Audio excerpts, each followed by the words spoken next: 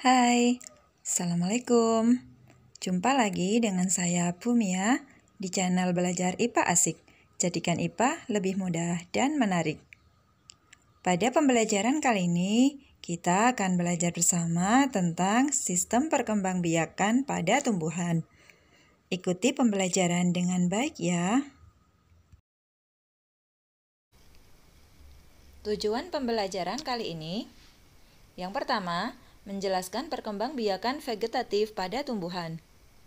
2. Menyebutkan macam-macam perkembangbiakan vegetatif pada tumbuhan. 3. Mengidentifikasi bagian tumbuhan yang berperan dalam proses perkembangbiakan vegetatif. Perhatikan dulu bagian berikut. Perkembangbiakan tumbuhan Angiospermae terdiri dari perkembangbiakan vegetatif dan generatif. Perkembangbiakan vegetatif merupakan perkembangbiakan yang tidak didahului oleh peleburan sel kelamin jantan dan sel kelamin betina. Pada pertemuan kali ini kita akan fokus pada perkembangbiakan yang vegetatif ya. Ada dua jenis, yaitu ada vegetatif alami dan vegetatif buatan. Contoh vegetatif alami ada rizoma, stolon, umbi lapis, umbi batang, umbi akar, dan tunas. Sedangkan vegetatif buatan ada mencangkok, merunduk, setek, menyambung, dan menempel. Sudah tahu perbedaannya ya? Untuk yang alami itu artinya dia tidak diperlukan bantuan manusia, sedangkan yang buatan itu memerlukan campur tangan atau bantuan dari manusia. Kita akan membahas satu persatu ya. Perkembangbiakan vegetatif alami yang pertama yaitu rizoma atau akar rimpang. Perhatikan tanaman jahe berikut. Pada tanaman jahe terdapat batang yang berbuku-buku atau berruas-ruas yang tumbuh mendatar di bawah permukaan tanah. Itulah yang disebut dengan nama rizoma. Selain jahe, perkembangbiakan ini dialami juga oleh kunyit, lengkuas, temulawak, dan kencur. Yang kedua adalah stolon atau geragi. Perhatikan gambar tanaman stroberi berikut. Pada tanaman stroberi terdapat batang yang tumbuh menjalar di atas tanah, atau biasa kita kenal dengan nama sulur. Apabila sudah muncul akarnya, sulur ini kemudian menyentuh tanah, dia akan tumbuh menjadi individu yang baru. Selain stroberi, stolon juga dialami pada eceng gondok, rumput teki, pegagan atau rendeng, dan arbei. Ketiga adalah umbi lapis.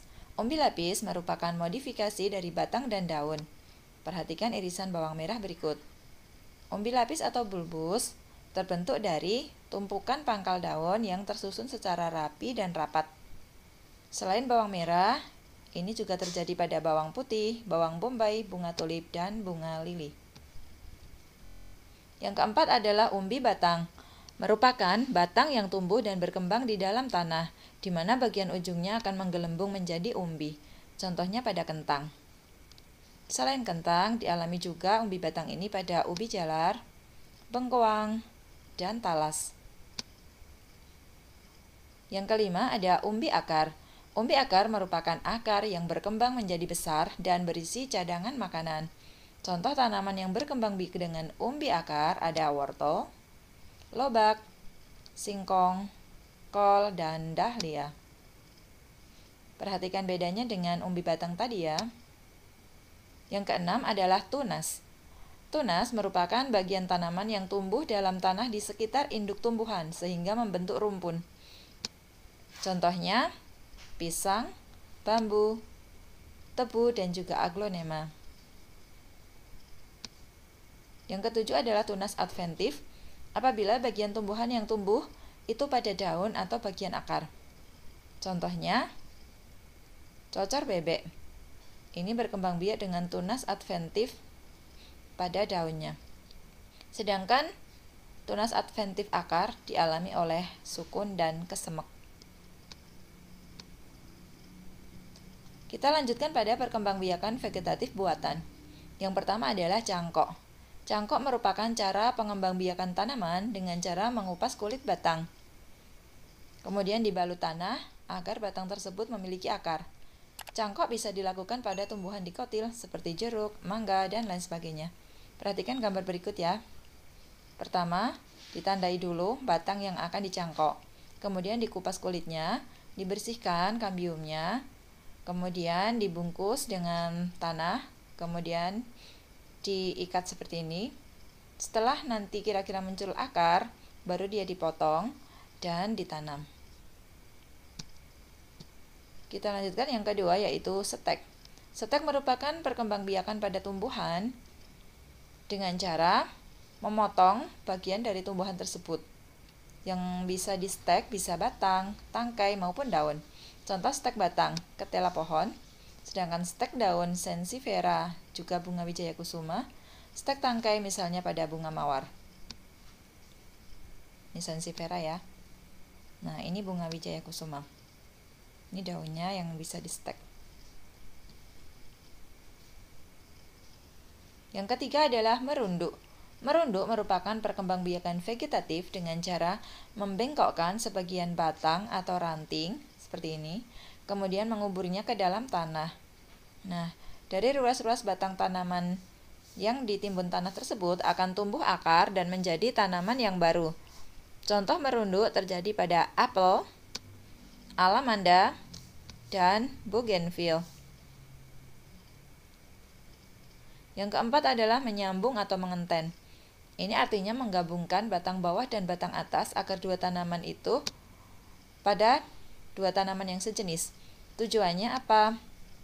Tujuannya agar nanti dia memiliki sifat seperti yang kita inginkan. Biasanya bagian bawah dipilih yang akarnya kuat, sedangkan bagian atas akan dipilih yang buahnya besar dan manis apabila itu buah-buahan. Nah, caranya seperti ini. Perhatikan gambar. Kemudian diikat. Nah, akan nanti tumbuhnya ini sudah memiliki sifat sesuai yang diinginkan. Yang terakhir adalah menempel atau okulasi.